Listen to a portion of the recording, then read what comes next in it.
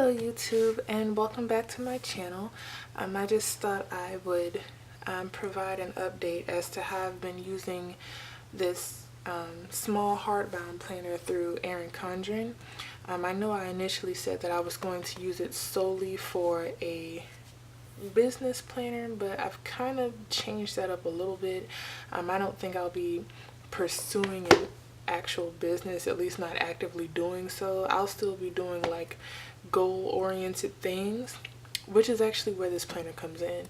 I've been using it for pretty much all of January since the year started. When it first started out,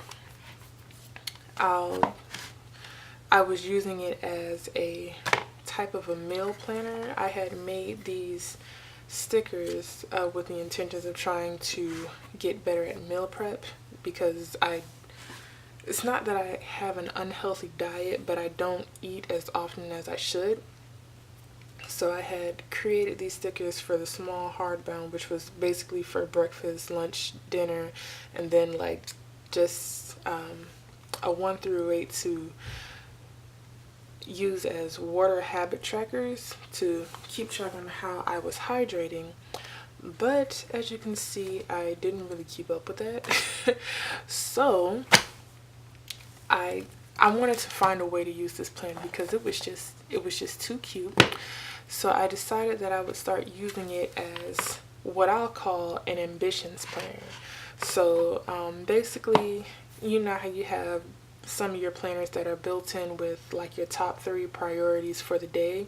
This is kind of how I was using this, but just for like a one main goal kind of thing. And it's not just like any goal, it's like a goal to do on a daily basis to help me reach like some of my other goals that I have. Like I believe in this planner I actually wrote down like a list of things that I would like to accomplish this year. Some of the things being like finishing an adult blanket. I crochet, but I've never in my life like finished a blanket, so that's something I wanted to do. Things like learn to play the piano, finish a cartoon animation, finish that book illustration. So that's just how I do it. Basically I just draw like one goal a day for the week, and I write down like the little stuff that I want to do in order to feel like I accomplished something that day. So like on Tuesday I wanted to crochet more to my blanket, so I had goals like crochet 2 rows, finish 5 rows, complete 1 section, things like that. And then as I like completed the days, I would just color in, you know, down here I have like a little goal block, and I just color in like if I actually worked on that goal for that day, you know, if I accomplished something with it. So I went ahead and did this week, went ahead and drew out what I wanted to accomplish in the week of January 22nd through to the 28th. So that is basically to finish these pillows that I wanted to do for family friends. I wanted to make a little teddy bear, stuffed teddy bear for another family friend. I had somebody at work, because I recently learned how to crochet heart pillows. So I had a friend at work, he wanted to purchase 2 of them for, I believe it's like his nieces or his daughters or something, but I'll be working on that on Thursday and Friday. Those are my 2 goals. And then here is pretty much the illustration for my friend. He's writing a children's book, or he wrote a children's book, and he wanted me to do the illustrations for it. So that's what I want to be working on Saturday. And then on Sunday it's just like my chill day. I usually don't do anything on Sundays. I just kind of tap out by the time Sunday comes around. And then as I fill out and complete these goals, I'll just go ahead and color in the blocks like I did. I haven't decided if I want to actually do something like the more goals I complete each week, like if I'm going to make it like a reward or a treat thing. Haven't quite figured that out yet, but I'll figure out something. Yeah, so I've actually been using this planner, and I really like it. I find that the more that I use it, it's it definitely does lay flat, like at least like the first couple pages, because I open it up quite a bit, you know, and I draw and I write in a lot, and it just totally completely lays flat. So I do like that. So I'm pretty sure that as the years goes on, kind of like, I can show you my other hardbound planner. You know how they, when they come, they're like kind of hard to open and they don't really stay open, but as you can see, like they, you know, they begin to show the crease. This one is showing the crease as well right there. So if that's something that bugs you, you know, I don't know what to tell you. The foil on the edges are definitely staying so far, but you know, it's only been like 3 weeks. I've had it for 4 weeks, but yeah, just like with this book, it'll, when I first got this book, it kind of, well, because it's a larger book, it didn't really close, but it did have like some poofiness like it does there. But you know, as you use it and all that stuff, it just lays flat. So that is pretty much, I just wanted to provide an update on how I've been using that.